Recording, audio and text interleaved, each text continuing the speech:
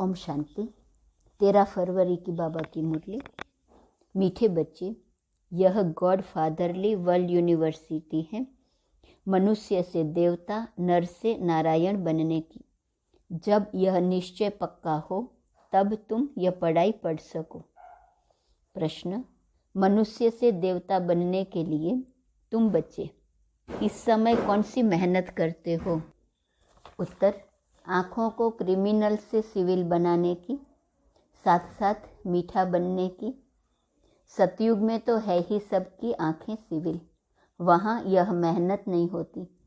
यहाँ पतित शरीर पतित दुनिया में तुम बच्चे आत्मा भाई भाई हो, यह निश्चय कर आँखों को सिविल बनाने का पुरुषार्थ कर रहे हो। मनुष्य से देवता बनने के लिए क्रिमिनल को सिविल बनाने की और मीठा बनने की मेहनत करनी है। पतित दुनिया में भाई भाई होकर रहने का पुरुषार्थ करना है। दूसरा प्रश्न है, भक्तों की किस एक बात से सर्वव्यापी की बात गलत हो जाती है? उत्तर: कहते हैं, हे बाबा, जब आप आएंगे तो हम आप पर वारी जाएंगे। तो आना सिद्ध करता है वह यहाँ नहीं है। ओम शांति। बाप रूहानी बच्चों से पूछते हैं कि अपने आत्मा के स्वधर्म में बैठे हो, यह तो जानते हो कि एक ही बेहद का बाप है जिसको सुप्रीम रूह या परम आत्मा कहते हैं। परमात्मा है भी जरूर, परम पिता है ना। परम पिता माना परमात्मा।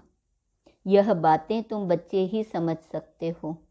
5000 वर्ष पहले भी यह ज्ञान तुम सबने ही सुना था। तुम जानते हो आत्मा बहुत छोटी सूक्ष्म है, उनको इन आँखों से देखा नहीं जाता है। ऐसा कोई मनुष्य नहीं होगा जिसने आत्मा को देखा होगा।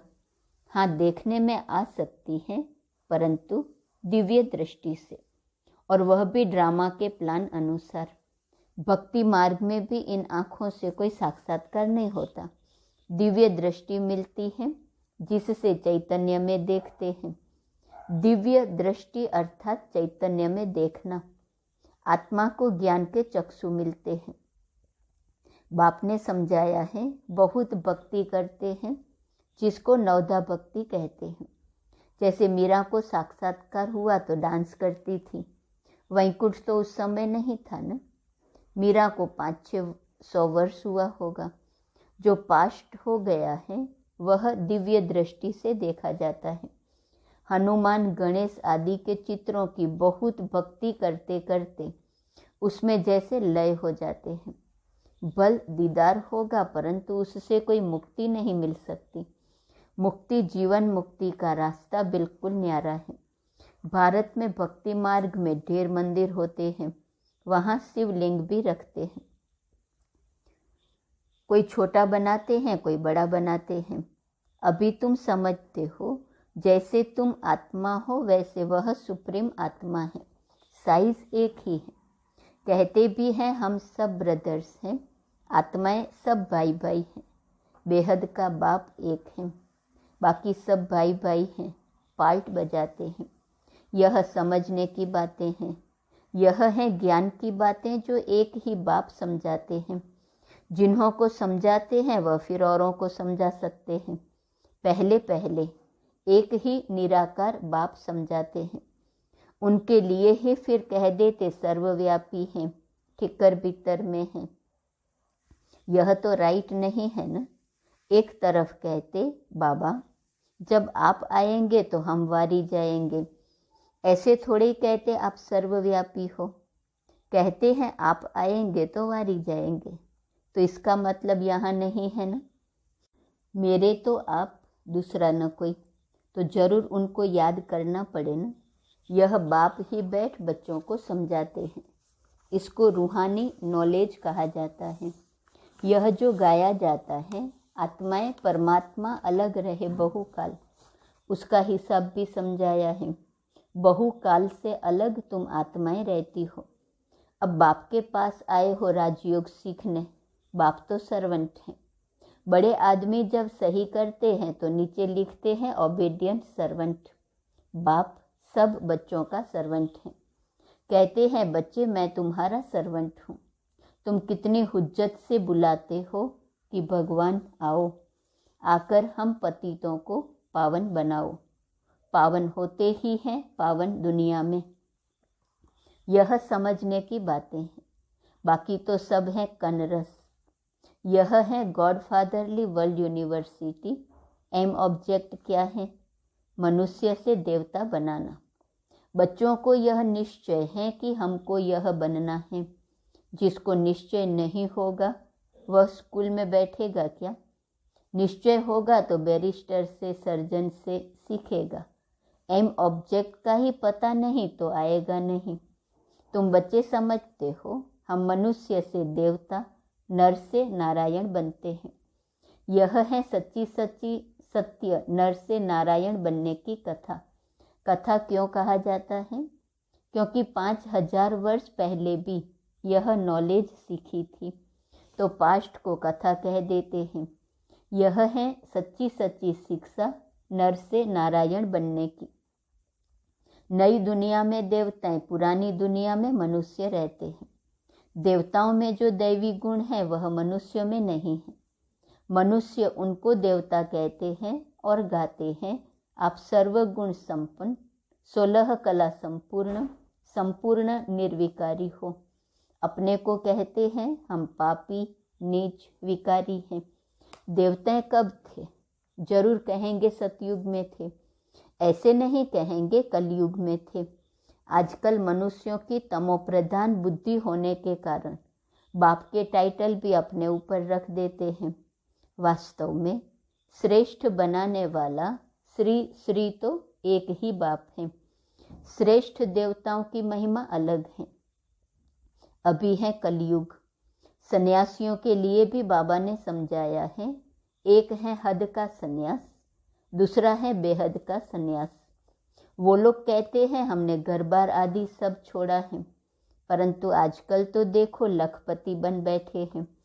सन्यास माना सुख का त्याग करना। तुम बच्चे बेहद का सन्यास करते हो क्योंकि समझते हो कि यह पुरानी दुनिया खत्म होने वाली है, इसलिए इनसे वैराग है। वो लोग तो घर बार छोड़ फिर अंदर घुस आए हैं। अभी पहाड़ियों आदि पर गुफाओं में नहीं रहते, कुटियाएं बनाते हैं तो भी कितना खर्च करते हैं। वास्तव में कुटिया पर कोई खर्चा थोड़े ही लगता है, बड़े बड़े महल बनाकर रहते हैं। आजकल तो सब तमो प्रधान है। अभी है ही कलयुग। सतयुगी देवताओं के चित्र नहीं होते तो स्वर्ग का नाम निशान गुम हो जाता। तुमको समझाया जाता है अब मनुष्य से देवता बनना है। आधा कल्प भक्ति मार्ग की कथाएं हैं, सुनकर सीढ़ी नीचे उतरते आए हो। फिर 5000 वर्ष बाद एक्यूरेट वही ड्रामा रिपीट होगा। बाबा ने समझाया भी है, किसको ऐसे कहना नहीं है कि भक्ति को छोड़ो। ज्ञान आ जाता है तो फिर आपे ही भक्ति छूट जाएंगी। समझते हैं हम आत्मा हैं, अब बेहद के बाप से हमको वर्षा लेना है। पहले बेहद के बाप की पहचान चाहिए। वह निश्चय हो गया तो फिर हद के बाप से बुद्धि निकल जाती है। गृहस्थ व्यवहार में रहते बुद्धि का योग बाप के साथ लग जाएगा। बाप खुद कहते हैं शरीर निर्वाह अर्थ कर्म करते, बुद्धि में याद रहे एक बाप की, देहधारियों की याद न रहे। वह होती है जिस्मानी यात्रा, यह तुम्हारी है रूहानी यात्रा। इसमें धक्का नहीं खाना है। भक्ति मार्ग है ही रात, धक्का खाना पड़ता है। यहाँ धक्के की बात ही नहीं। याद करने लिए कोई बैठता नहीं है। भक्ति मार्ग में कृष्ण के भगत चलते फिरते कृष्ण को याद नहीं कर सकते हैं क्या? दिल में तो उनकी याद रह जाती है ना। एक बार जो चीज़ देखी जाती है तो वह चीज़ याद रहती है। तो तुम घर बैठे शिव बाबा को याद नहीं कर सकते हो। यह है नई बात। कृष्ण को याद करना वह पुरानी बात हो गई। शिव बाबा को तो कोई जानते ही नहीं कि उनका नाम रूप क्या है, सर्वव्यापी भी क्या है, कोई बताए ना। तुम बच्चे जानते हो हम आत्मा का बाप परमपिता परमात्मा है। आत्मा को परमात्मा कह नहीं सकते। अंग्रेजी में आत्मा को सोल कहा जाता है। एक भी मनुष्य नहीं जो पारलौकिक बाप को जानता हो। वह बाप ही ज्ञान का सागर है, उनमें नॉलेज है मनुष्य को देवता बनाने की। बाप कहते हैं रोज रोज गुह्य गुह्य बातें सुनाता हूँ। मुख्य बात है याद की, याद ही भूल जाती है। बाबा रोज कहते हैं अपने को आत्मा समझ बाप को याद करो। मैं आत्मा बिंदी हूँ। कहते भी हैं चमकता है अजब सितारा। आत्मा शरीर से निकलती है तो इन आँखों से देखने में नहीं आती है। कहा जाता है आत्मा निकल गई, जाकर दूसरे शरीर में प्रवेश किया। तुम जानते हो हम आत्मा कैसे पुनर्जन्म लेते अभी अपवित्र बनी है। पहले तुम आत्मा पवित्र थी, तुम्हारा गृहस्थ धर्म पवित्र था। अब दोनों ही अपवित्र बने हैं। जब दोनों पवित्र हैं तो उन्हों की पूजा करते हैं। आप पवित्र हो, हम अपवित्र हैं। वह दोनों पवित्र, यहाँ दोनों अपवित्र। तो क्या पहले पवित्र थे फिर अपवित्र बने, या अपवित्र ही जन्म लिया? बाप बैठ समझाते हैं पहले तुम आत्माएं आपे ही पवित्र पूज्य थी, फिर आपे ही पुजारी अपवित्र बनी हो। 84 जन्म लिए हैं। सारे वर्ल्ड की हिस्ट्री ज्योग्राफी तुम जानते हो। कौन कौन राज्य करते थे, कैसे राज्य मिला, यह हिस्ट्री भी तुम जानते हो और कोई नहीं जानता। तुम भी अभी जानते हो, आगे नहीं जानते थे। पत्थर बुद्धि थे। रचयिता और रचना के आदि मध्य अंत की नॉलेज नहीं थी, नास्तिक थे। अभी आस्तिक बनने से तुम कितने सुखी बन जाते हो। तुम यहाँ आए ही हो यह देवता बनने के लिए। इस समय बहुत मीठा बनना है। तुम एक बाप की संतान भाई बहन ठहरे न। क्रिमिनल दृष्टि जा न सके। इस समय मेहनत करनी पड़ती है। आँखें ही सबसे जास्ती क्रिमिनल होती हैं। आधा कल्प क्रिमिनल रहती है, आधा कल्प सिविल रहती है। सतयुग में देवताओं की आँखें सिविल रहती हैं, यहाँ क्रिमिनल रहती हैं।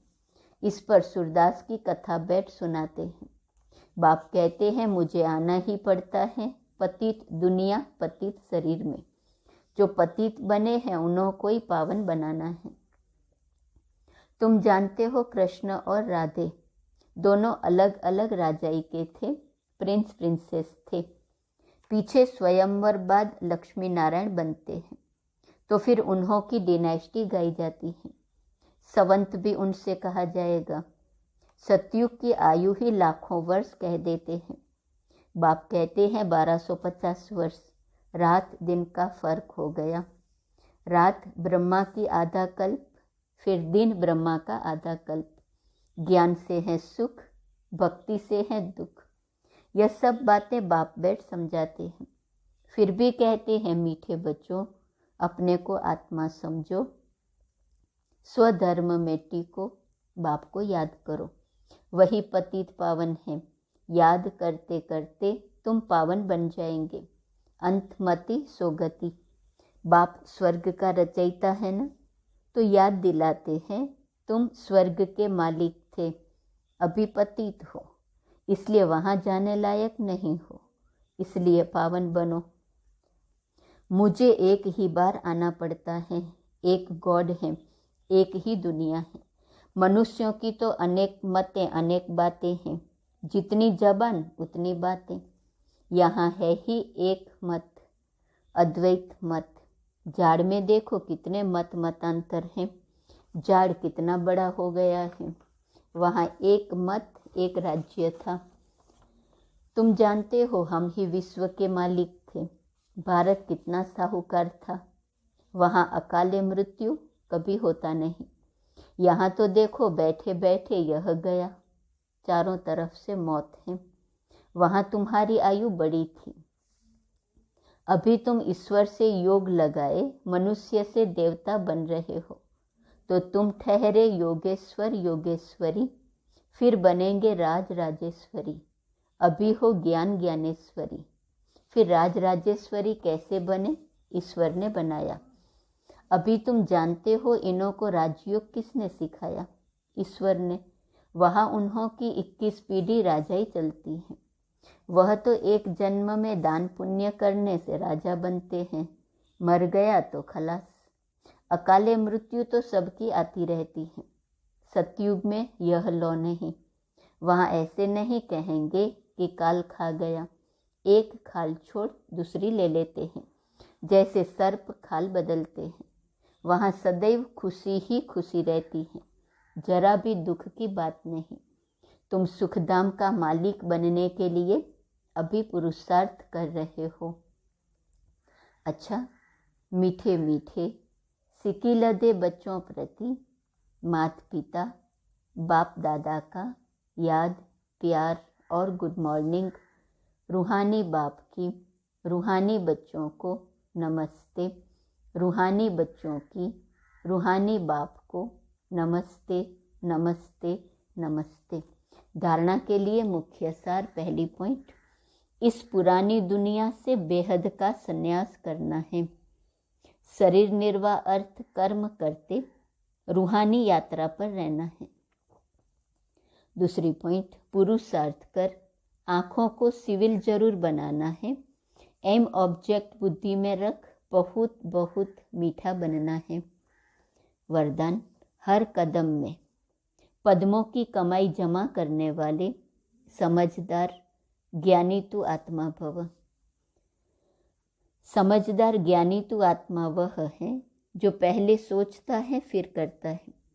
जैसे बड़े आदमी पहले भोजन को चेक कराते हैं फिर खाते हैं, तो यह संकल्प बुद्धि का भोजन है। इसे पहले चेक करो फिर कर्म में लाओ। संकल्प को चेक कर लेने से वाणी और कर्म स्वतः समर्थ हो जाएंगे, और जहाँ समर्थ है वहाँ कमाई है। तो समर्थ बन हर कदम अर्थात संकल्प बोल और कर्म में पद्मों की कमाई जमा करो। यही ज्ञानी तू आत्मा का लक्षण है। स्लोगन, बाप और सर्व की दुआओं के विमान में उड़ने वाले ही उड़ता योगी हैं। आज का स्वमान 13 फरवरी। मैं आत्मा अनुभवी मूर्त हूँ। अव्यक्त इशारे की पॉइंट है। परमात्मा प्रत्यक्षता के लिए अब समय प्रमाण व बाप की पढ़ाई प्रमाण। विश्व के आगे स्वयं को प्रत्यक्ष प्रमाण बनाओ। कोई भी देखे तो अनुभव करे कि इन्हें पढ़ाने वाला व बनाने वाला स्वयं सर्वशक्तिवान बाप है। यह प्रत्यक्ष प्रमाण ही बाप को प्रत्यक्ष करने का सहज और श्रेष्ठ साधन है। ओम शांति।